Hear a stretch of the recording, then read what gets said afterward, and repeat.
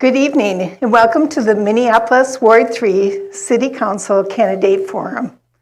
My name is Vicki Olson. I am a member of the League of Women Voters Minneapolis, but I am not a resident of Ward 3. The League of Women Voters is a volunteer organization with a long history of providing unbiased candidate and issue information that is widely used by voters regardless of political beliefs. Tonight is the second of two forums for Ward 3. I encourage you to view the September 21st forum on the League of Women Voters Minneapolis website, lwvmpls.org/4voters. Because there are two forums, we have a chance tonight to expand on previous themes and include a few new ones.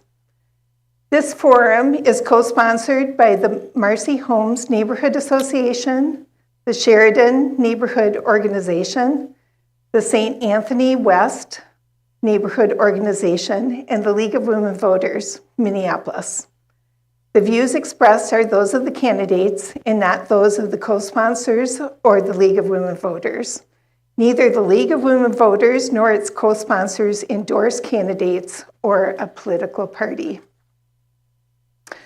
We are holding this forum for voters to hear from the candidates and compare their ideas. This forum is being held in front of a live audience at the studio of MCN6 and is live streamed to YouTube with a link available at lwvmpls.org/4voters. Thank you to MCN6 for providing this space, as well as for the production and the recording of this event. We ask that campaign material not be worn or distributed during this event. Please remain quiet while the candidates are speaking so that everyone can hear the discussion. We also ask that you hold your applause until the end of the forum so the candidates will have the maximum time to respond to your questions. Finally, please silence all electronic devices. Ward 3 is one of the richest historical areas of Minneapolis and has been home to Indigenous people for millennia. The city developed around the treasured Mississippi River at St. Anthony Falls, which is the only natural waterfall on the Mississippi. Generations of immigrants have made Ward 3 their home, building the community, neighborhoods, and businesses. Today, in addition to vibrant neighborhoods, riverfront, and downtown communities, Ward 3 is central to business, culture, art, and entertainment in Minneapolis. Ward 3 is made up of the Minneapolis neighborhoods of Beltrami, neighborhood downtown East and West, Marcy Homes, Nicollet Island, East Bank, Sheridan, St. Anthony East and West, and North Loop.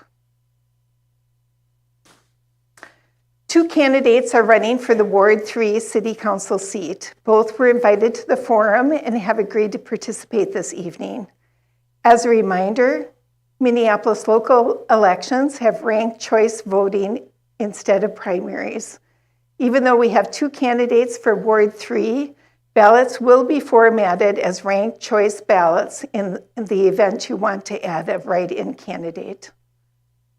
Let me introduce you in alphabetical order to the candidates, Marcus Mills and Michael Rainville. We have timekeepers sitting in the front row so that each candidate has the same amount of time to respond to the questions. Following the opening statements, each candidate will have up to 1.5 minutes to answer each question and 1 minute to make a closing statement. The timekeeper will hold up a card when there are 15 seconds left and a stop card when time is up. We ask that the candidate finish their sentence and stop at that point. We expect this forum to last approximately 1 hour with a meet and greet right afterwards. Questions from Ward 3 community members have been submitted in advance. During the forum, we will take written questions from the audience, and a volunteer will gather the questions and hand them to our question facilitators and then to me, the moderator.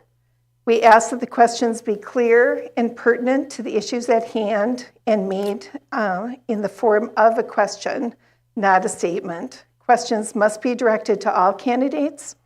Questions that are hostile, leading, or of a personal nature will not be asked. We may consolidate questions of the same general topic, so please understand if your question is worded differently.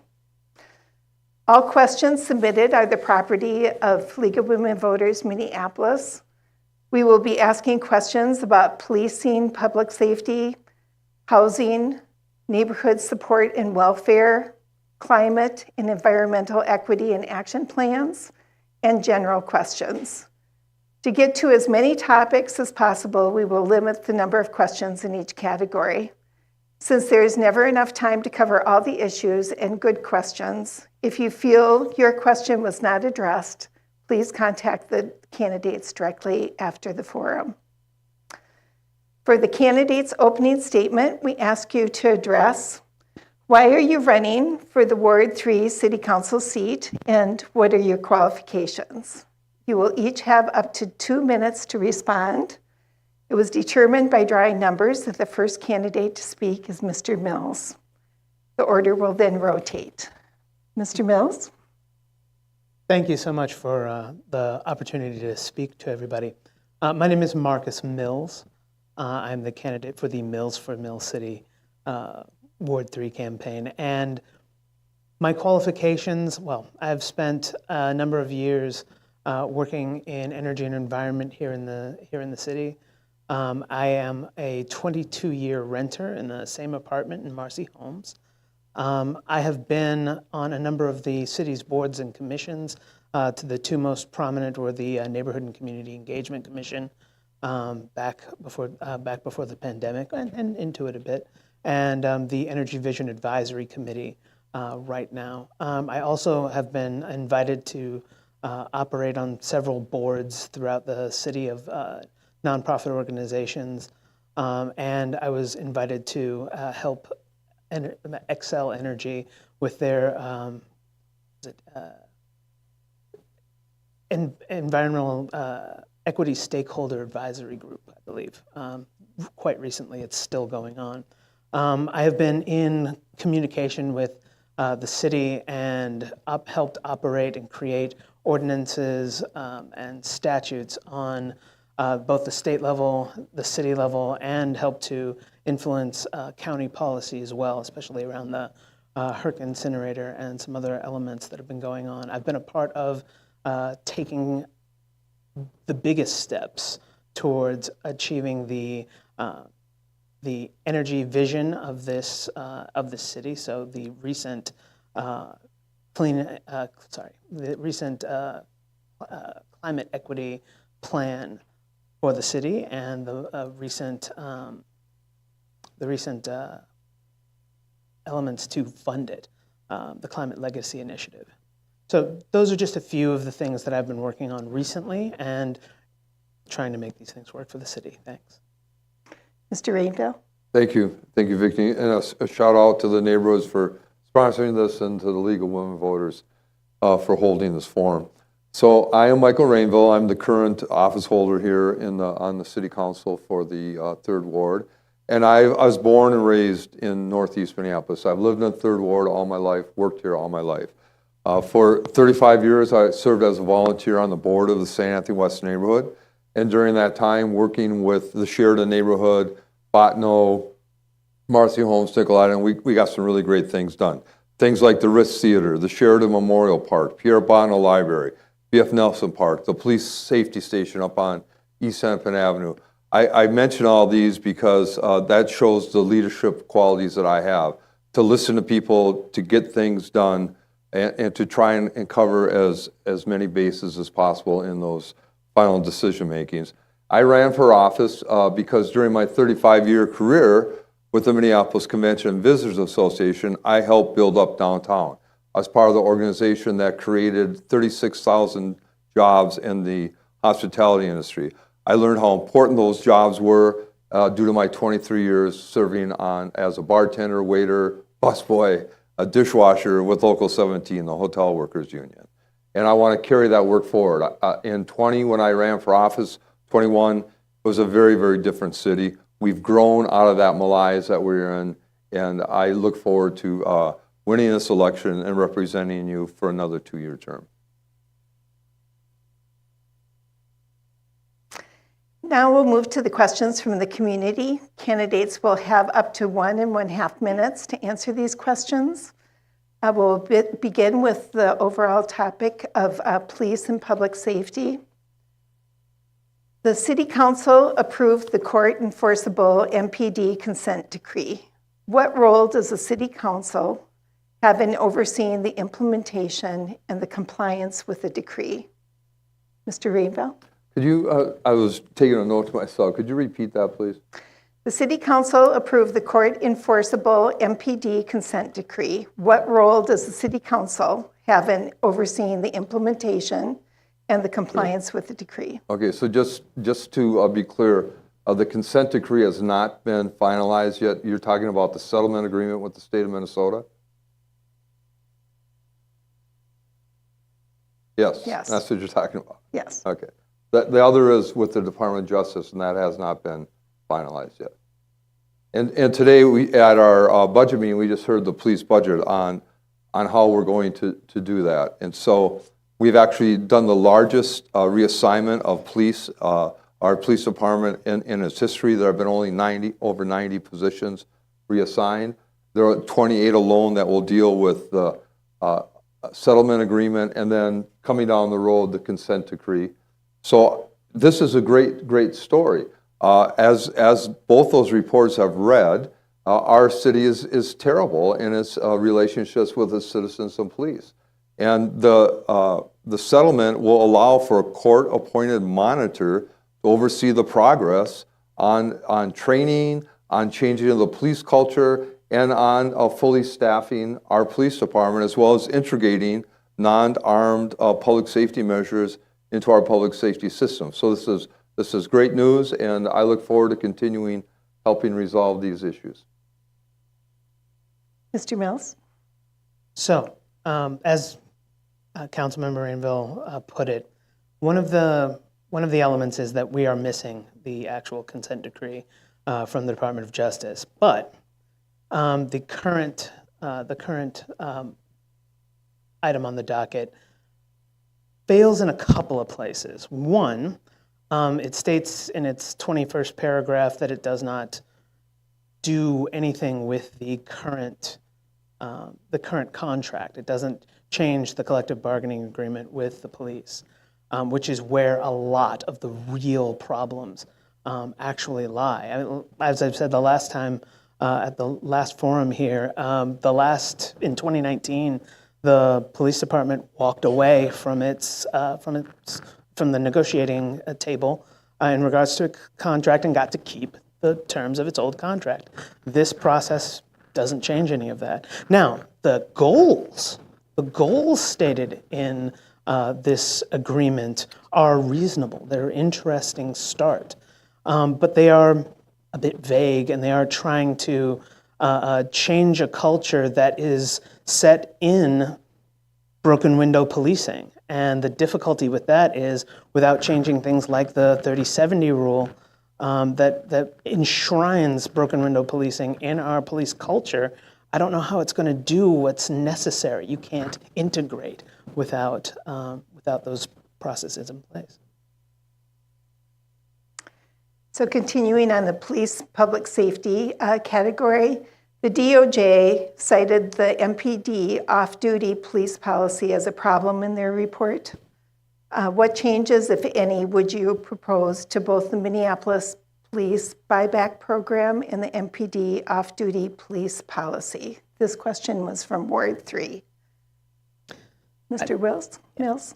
So one of the biggest elements in understanding what police not only think of themselves and think of their own position in community is understanding that they are policed 24/7, and that on top of that consideration, that feeling of authority and that separation from community goes along with them as they believe that.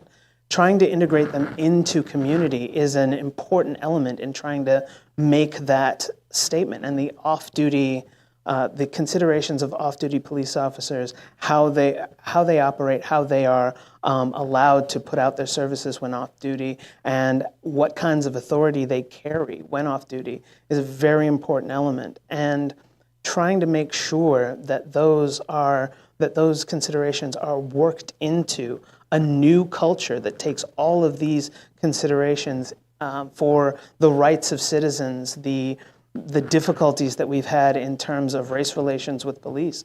Those elements need to be integrated into the process. And while I wish they had been to a satisfactory degree, I'm not sure it's gotten that far. Mr. Rainville? Thank you. We've taken great steps towards compliance with off-duty officers. Just today, we heard the chief of police is instituting in the next budget a reporting system which uses the existing payroll system. So when an officer reports their time, their regular time on patrol, regular hours, they also report their off-duty hours. So it's on the same system, so it can be monitored by a supervisor, apples to apples. And there will also be a compliance officer to do spot checks of those officers so that they are telling the truth and they're off-duty officers. The reason the chief is so big on this and the reason I have encouraged them is because a tired officer is one who is going to have more complaints against them. They're at higher risk for use of force, and they're just tired. The poor young lady that got shot in South Minneapolis by a police officer, Justine Diamond, that officer had come off a 10-hour shift. He was tired when he started his regular patrol. His decisions were influenced by being physically tired. We have to stop that, and we have taken those steps to do that, starting with this next budget cycle. So moving on to the category of housing, naturally occurring affordable housing, known as NOAH, homes and units, are the housing at greatest risk of being lost due to market speculation and upgrades that result in lost affordability for homeowners and higher rents for tenants. As a city council member, what would you support, if anything, to help preserve NOAH? This question was from Ward 3. Mr. Rainville? Thank you. So NOAH housing is very important. We only have to look down the street to the Stone House to see an example of that. When that was up for sale, there were for-profit developers that want to look at that. They would have went in there and upgraded everything and then started charging market rate rents. You only have to look across the street to what market rate rents do for that new housing put up there. And what this city has done and will continue to do, so we have a vast pool of money, about $15 million a year in our affordable housing trust. And that allows us, it's taken from our general fund, that allows the funding of NOAH properties. It's so important to keep those existing buildings affordable, not let them slip into the hands of developers who will only start charging way above market rate rents. Mr. Mills? So, some of the ways to accomplish ensuring that naturally occurring low-cost housing continues is by making sure that, one, as it exists, that it's upkept, and that we make sure that its value still remains reasonable and affordable. Because the first thing that happens when things start getting dilapidated is they start getting removed from the table. So the first thing to do is to make sure that what we have continues in good condition and is upkept, which is one of the things that is taking up current dollars in our affordable housing funds, both the one that was just mentioned and the Minneapolis Minneapolis Public Housing Authority. The next step in creating naturally occurring low-income housing is to ensure that it gets put in buildings that are going to last. I believe that creating partnerships between existing luxury developers to create low-income housing in their developments is the best way to create them, because those developments are designed to last. And if you make sure that there is that kind of housing built in buildings that are going to keep continuing, you can ensure that that housing will continue. As a city council member, what specific strategies do you support or propose for our unsheltered population? How specifically do you think encampments should be addressed? Mr. Mills? So, first of all, when we're dealing with encampments directly, we need to create places where these encampments are safe and will not be rousted out by police. Places that are designated and bring services to those areas so that we can ensure the health and continued survival of the folks that are in our worst circumstances here in Minneapolis. The next step is to create actual housing for them. Now, I have mentioned in a number of contexts to create an inclusive financing pilot for the Public Housing Authority in order to alleviate the economic stresses that are on them based off of the energy upgrades that they need to do that have actually eclipsed their annual budget. Then use the money that is freed up by that program to create mini unit housing that, again, will have co-located mental and physical health services, as well as social and employment services, to ensure that that mini unit housing becomes a pipeline into more productive lifestyle in the city. So the way you accomplish this is to create the money by which you can create the housing, and then create housing that creates a pathway into regular lifestyles for the rest of our unhoused folks. Mr. Rainville? Thank you. The best example of what we can do to help our unsheltered population is right up in the soon-to-be former Third Ward, the Botno neighborhood, up on California, and that's the Canvas Apartments. And that is in cooperation with a private developer, as well as the Minneapolis Public Housing Authority. So there will be a lot of 3- and 4-bedroom units in that for families, especially new immigrant families. There will also be Section 8 housing in there, 30% average median income housing, 50%. In essence, the whole building will help people who right now probably are living outside or in the past have lived outside. In dealing with these camps, though, my opponent and I respectfully disagree on an approach to that. And I know because when I first took office, we had the camp right down on 13th Avenue. And the effects on the neighborhood were traumatic. In fact, a restaurant closed because of all the stress that was put on its customers. It lost customers due to that encampment. And the truth is, those are our sisters and brothers. And if we love them, just like if we loved someone that was in our family, we'd address the opioid addiction that are in these camps and the sex trafficking that comes and getting the children out of them.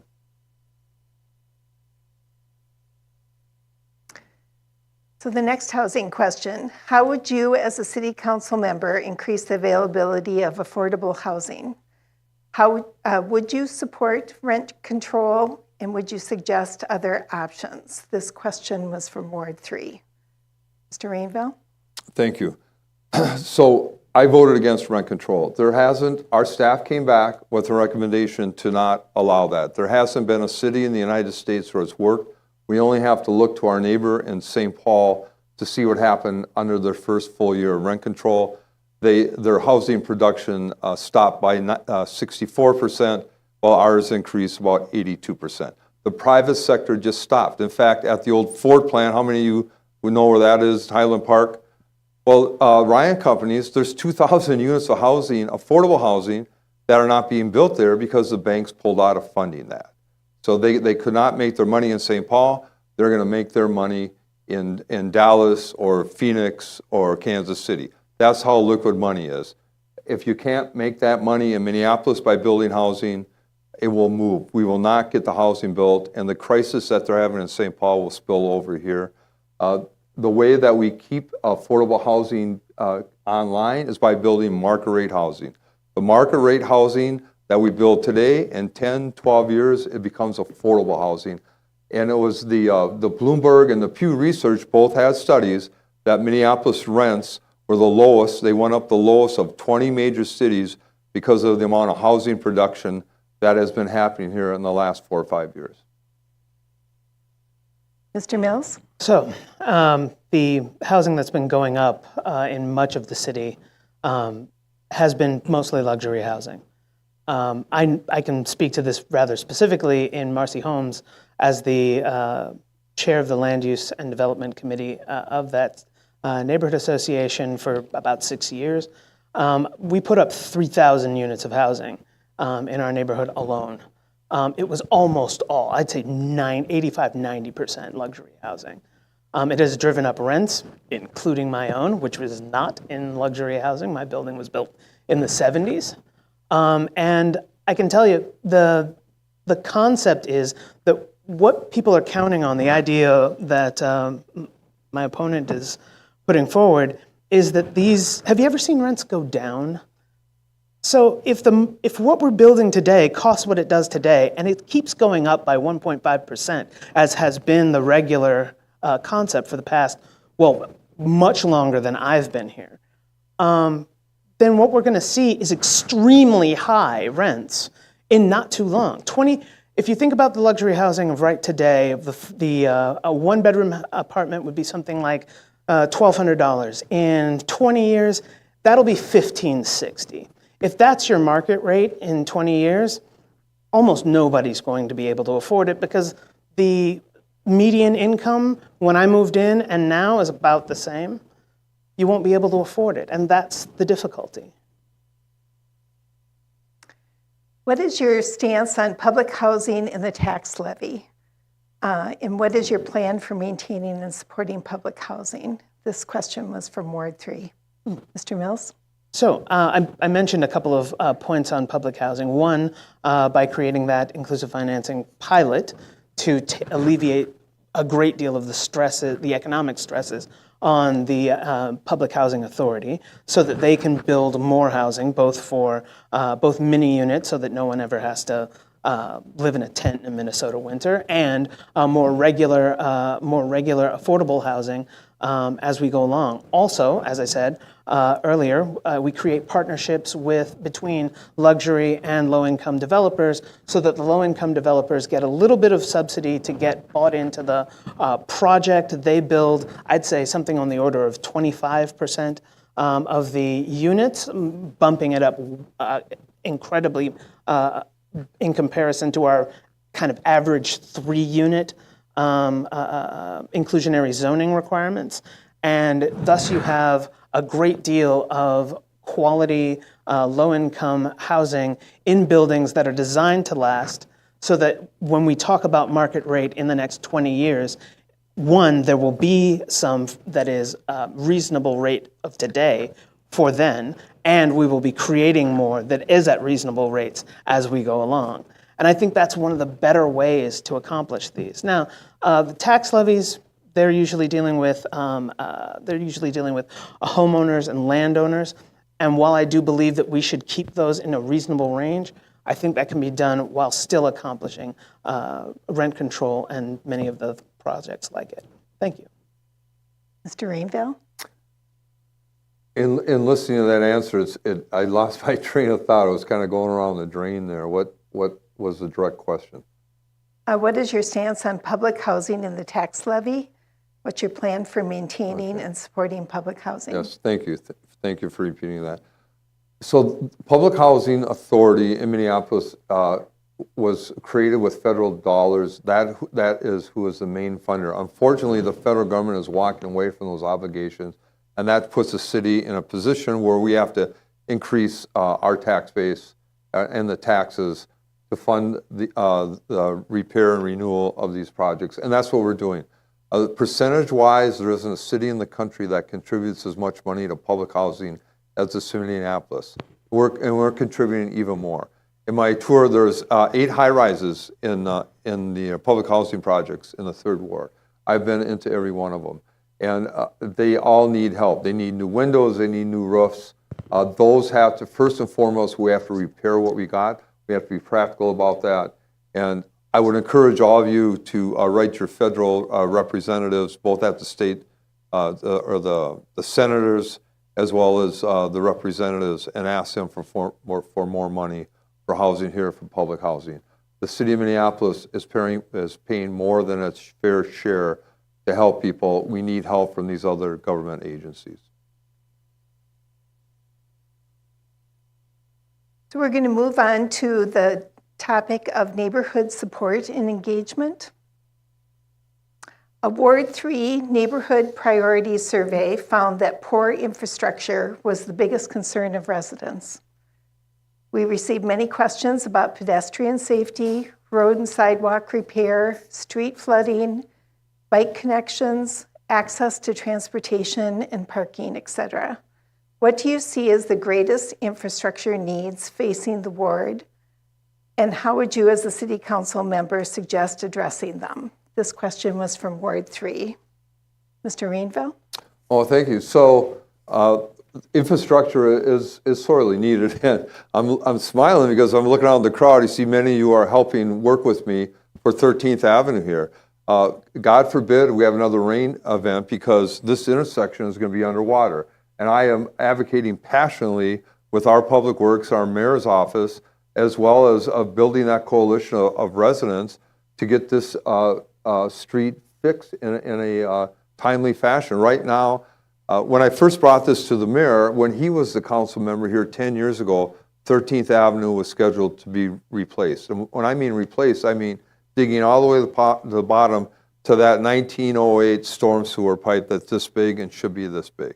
Needless to say, it's very expensive, and we have to bump that up. Right now, it's scheduled for 2028.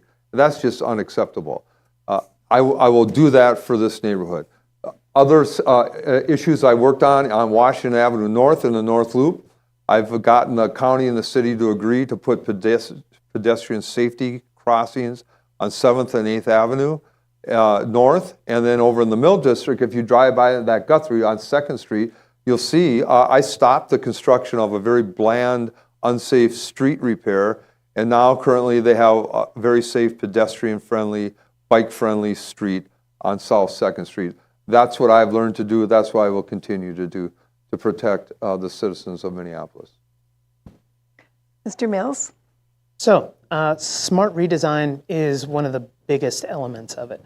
So there's several different forms of infrastructure that need to be introduced, including transportation, but also just our roads. One, we had one heck of a pothole season just this past winter and moving forward. So making sure that folks know about our 311 system, where you can actually call in and probably get any pothole that you're really looking at fixed rather quickly.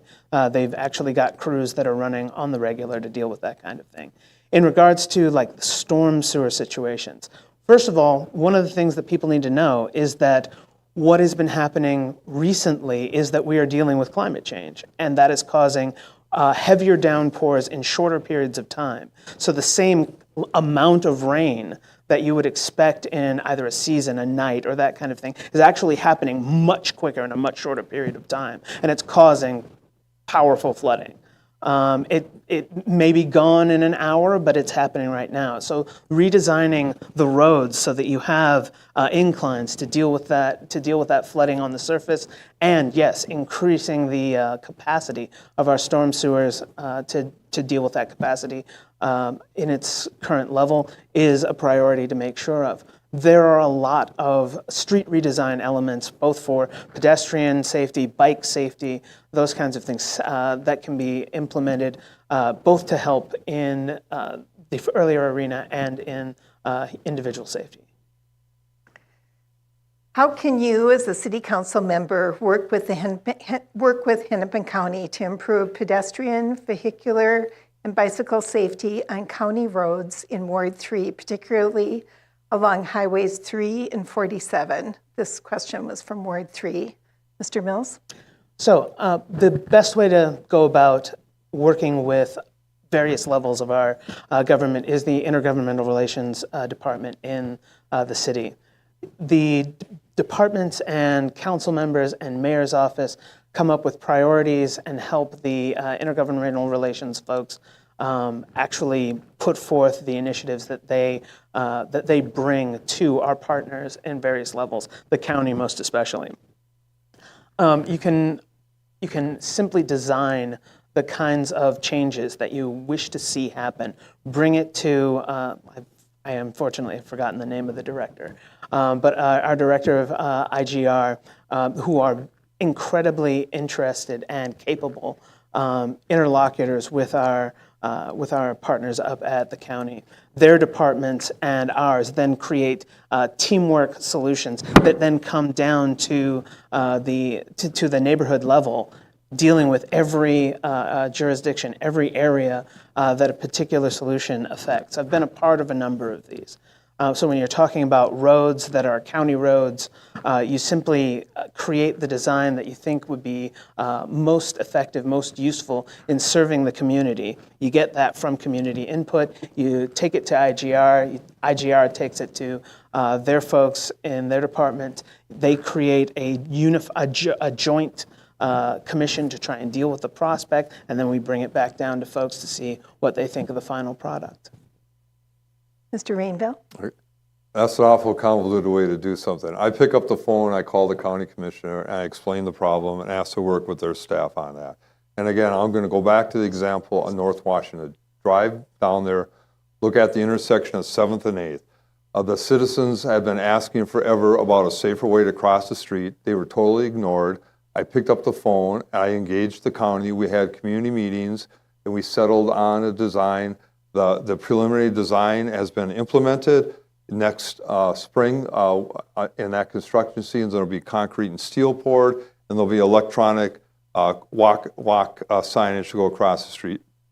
If you look up here on University and 17th, there's the bike route. We can push the sign and get across the street, stop traffic. There's also one on Broadway and 5th. I did that as part of the neighborhood group here, working together in concrete with each other. All you have to do is use common sense and be polite to city staff, and you're going to get immediate results. I've done that. I will continue to do that. Next question. How do you plan to keep recognizing and meeting the needs of all neighborhoods in Ward 3, especially those with smaller populations? This question was from Ward 3. Mr. Rainville? Okay. I hope all these questions are from Ward 3. That's a very good question. And I'll give you an example. So the Beltrami neighborhood is probably one of the smallest population-wise, and they new homeowners moving in, younger families, renters getting their cars broken into, and they expressed that concern to my office. So I went to a community meeting that they had and offered, if they were willing, I would bring out the new inspector from the precinct and the new community crime prevention. We met a couple Sundays ago. The Vikings had a 3 o'clock game at noon. We met in Beltrami Park. That was the largest meeting they have had in 4 years, and because people are interested. So I believe in bringing the city staff to the public, to where they are, to meet them in their own community. And I did that in the Beltrami neighborhood. I'm doing that in the Sheridan neighborhood, Marcy Homes. You go down the list. This is not a 9-to-5 job. This is not a Monday through Friday job. This is an evening job and a weekend job. I take that very seriously. That's how I connect with the voters. That's what I have been doing. That's what I will continue to do. Mr. Mills? So the conversations with neighborhoods, communities, and ethnic groups of various levels are some of the most important conversations that we need to be having.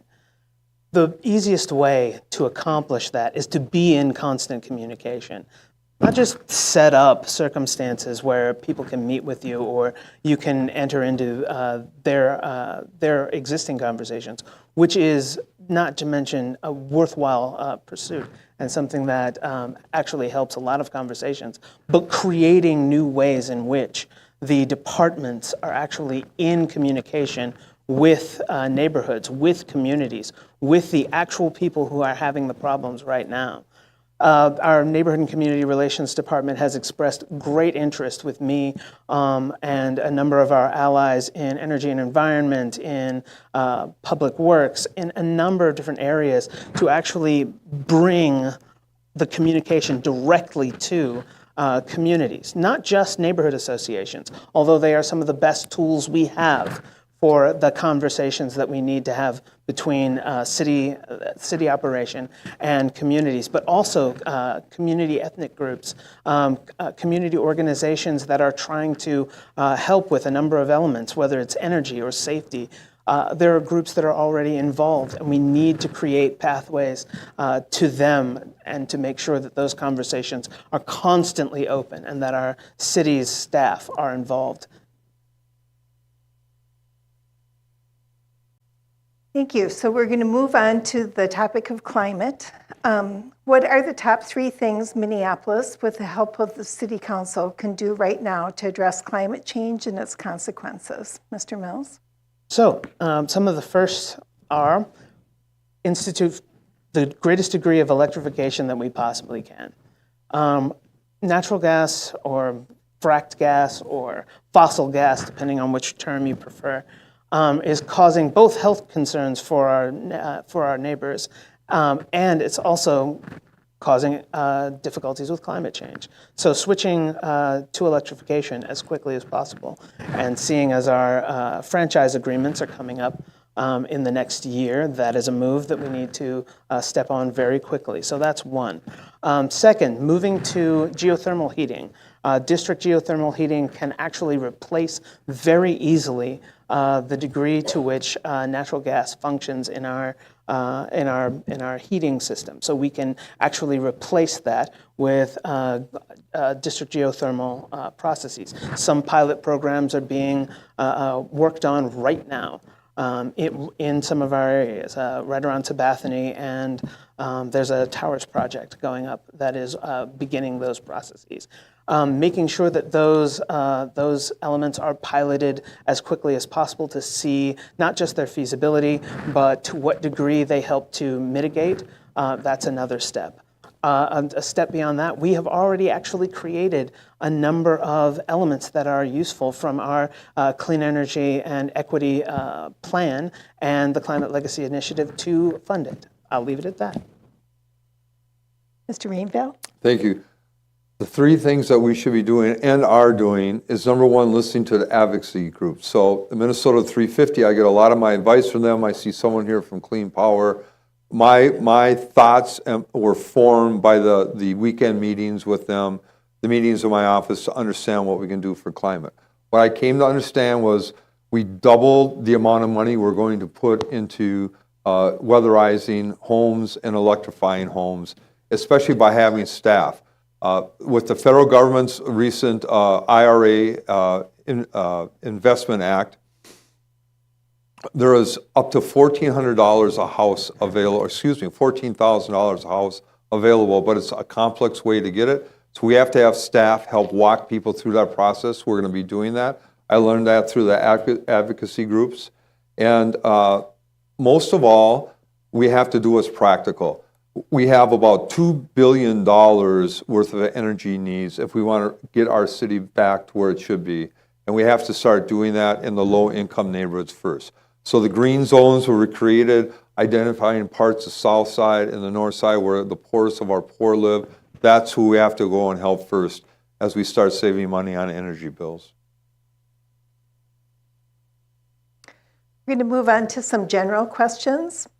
How would you promote diversity, equity, and inclusion in our neighborhoods and in the city council level and at the city council level? Mr. Rainville? That's a hell of a question. You know, the way you do that is by being open and transparent and recruiting. Neighborhood groups have a great track record of doing so. You know, I look with great pride at the Sheridan neighborhood group, for example. You know, they go out of their way to be inclusive with renters and people of color. That is a must. That has to continue. All groups should follow what the Sheridan neighborhood group is doing. As far as on the city council, we have a whole department. We've elevated it to a whole department, DEI.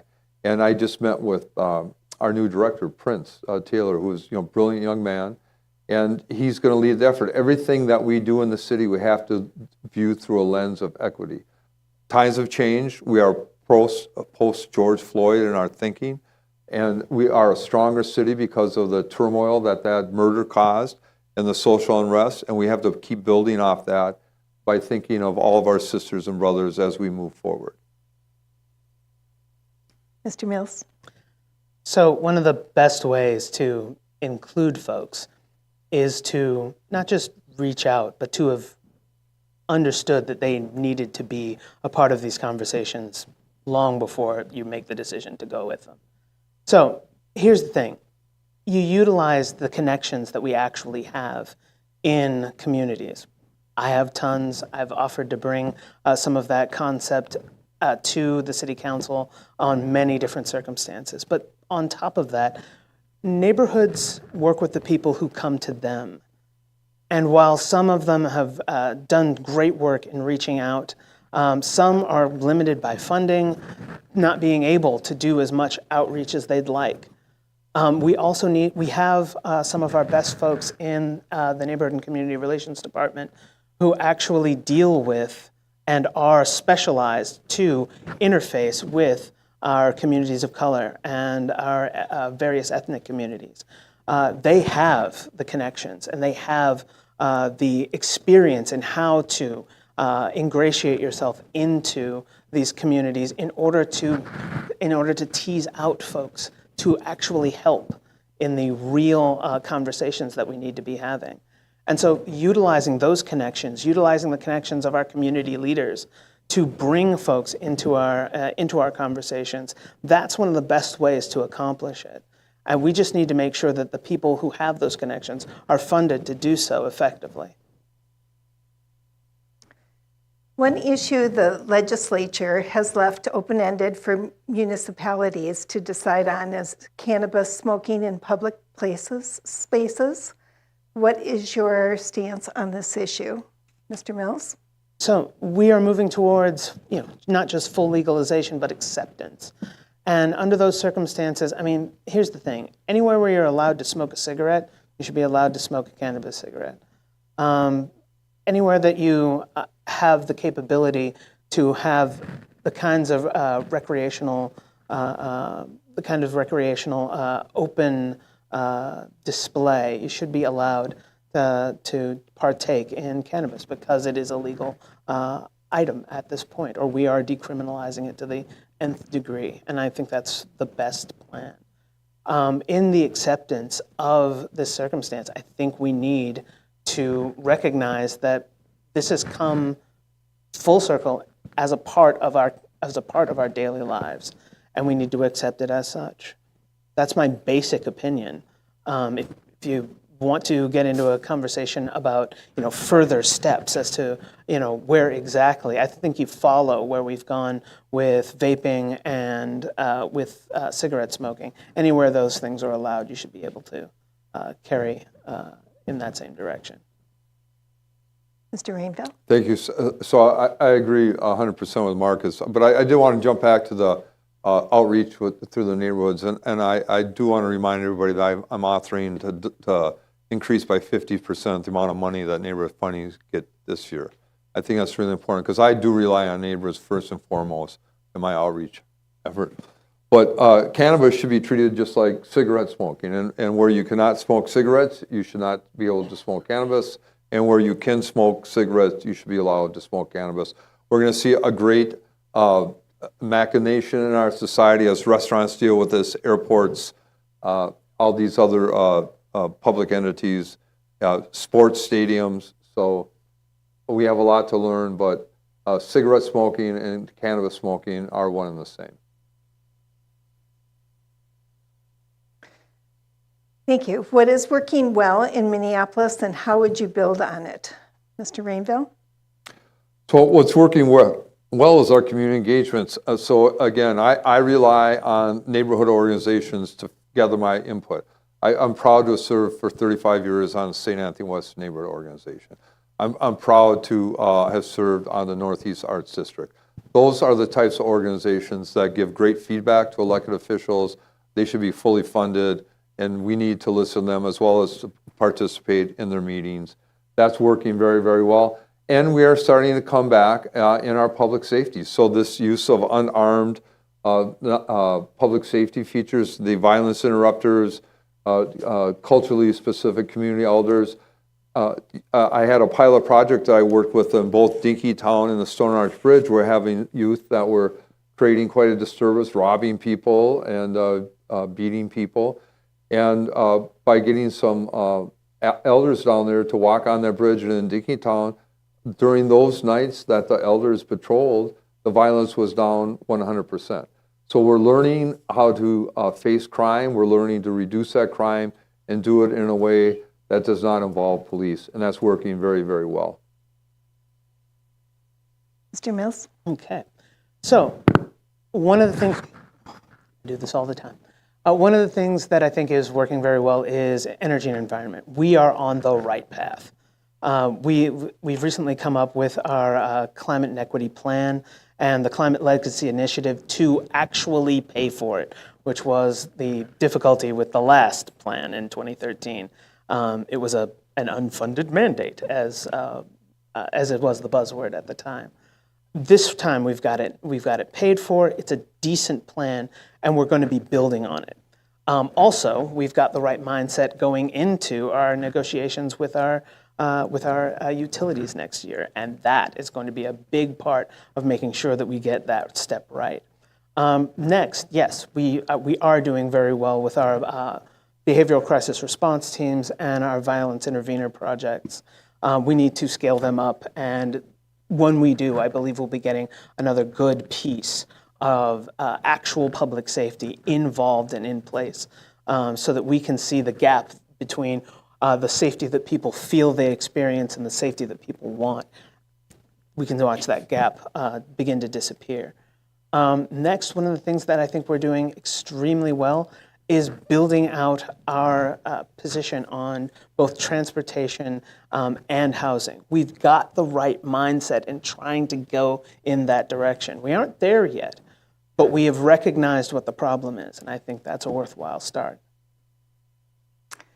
We have time for one last question before the closing statements. Addiction is killing people throughout the city and magnifying other social problems. A related problem is the lack of mental health services of all kinds, especially for young people. What will you do as city council member to increase mental health and addiction services so that they can reach everyone needing them? Mr. Mills? So I've said many times that one of the things that I think we need, and it's a central point to this point, is to create, I'm sorry, the word is blanking on me, to create harm reduction centers that are useful for separating people in addiction circumstances kind of from random interactions with folks on the street. So places where people can use in a warm and safe environment with personnel in the building who are ready to respond to overdoses, who have supplies of Narcan and fentanyl test strips, the kinds of things that will keep people alive, and the kinds of things that will, and the kinds of folks that will help people out of addiction circumstances and into treatment. This is an illness. It is not a moral failing. And what we need to be doing is helping people get into both treatment and, as we said, mental health circumstances, mental health improvement circumstances. Getting our mental health services in line both with helping people through addiction circumstances and helping people through their daily lives, so that addiction is something that has a less of a hold on them and less of a likelihood to build into violent circumstances, helps both safety and helps people in use circumstances. Thank you. Mr. Rainville? Well, I just have to say that I disagree with this whole concept of harm reduction. There's no such thing as harm reduction for an addict. You have to cure them. If we truly love our sisters and brothers, we would not allow them to become addicts. And we do whatever we can as a government to help them become unaddicted. The way that we do this, and in fact, if you look at Philadelphia, they've closed their harm reduction camps, and New York is in the process of doing that. In California, they've instituted pilot projects where they are going into homeless encampments and assigning social workers, helping people to get off of the drugs and helping them with their mental health. And if they are not cooperative, they're going to start having a civil commitment for that. It's controversial with a great deal of people. It will be interesting to see how this pilot project in California goes. I'd encourage you to go back to 60 Minutes. So a month ago, yesterday, they had a big interview with Governor Newsom on that. It's fascinating because that's what we used to do before Ronald Reagan took over and cleared out all the efforts that we had to do to help people get off of drugs. So we can do more, we should do more, but we have to help people get off the opioids because opioid, housing, crime, mental health, domestic violence, it's all one big circle. We'll move on now to closing statements. Candidates will now have up to 1 minute for their closing statements. Mr. Rainville? Well, thank you again to the League of Women Voters, to the neighborhoods for doing this. I have proven myself in the last 2 years that I will bring results to this community, to the 3rd Ward, whether it's working on improving the streets, to put in a storm sewer, or to create pedestrian safety, or to fully fund the behavioral crisis response effort, to continue working with our staff to rebuild the city. I'm very proud of those efforts I've done. I have a track record of success. I will continue to do this. Please vote for me on November 7th and help me continue to bring the city back. I believe in the city. We're making great strides for progress. We can't stop now. I have the experience to keep us moving forward. Thank you. Mr. Mills? Thanks. So again, thanks to the League of Women Voters and to everybody who's come out and who's paying attention right now. So I'm your wins guy. That's what I serve, that's what I do. I get it rather honestly out of living in intersectional circumstances. I live in the meeting places of many different issues. And under normal circumstances, when you're existing in those places, you realize that the solutions that you're looking for are just outside of the place where everybody's concentrating their attention. It lives usually in an intersection nearby where they've taken up the same idea and found a solution that works for those kinds of things. I have taken those efforts and turned them into solutions that have worked on the city, county, and state level. You've actually been living under a few of those things for a few years now, and some of the things that accomplished in the state recently. So with your help, with you behind me, I think we can do even more. Thank you very much.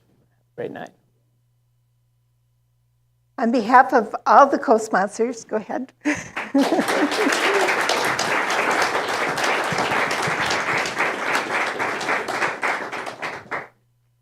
On behalf of all the co-sponsors, I thank the candidates for Ward 3 City Council for being part of the democratic process by running for office and for being willing to serve our community. We hope the forum has helped voters to make an informed decision. Many thanks to MCN6 for sharing their space and recording this forum. The video recording of this forum will be available unedited for viewing on the League of Women Voters Minneapolis website, lwvmpls.org/4voters.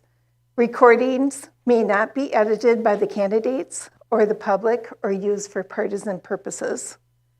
The League also researches issues important to our members and the health of our communities. If you're interested in finding out more about what we do and how you can make a difference, please visit our website, lwvmpls.org, and consider joining us as a member or volunteer.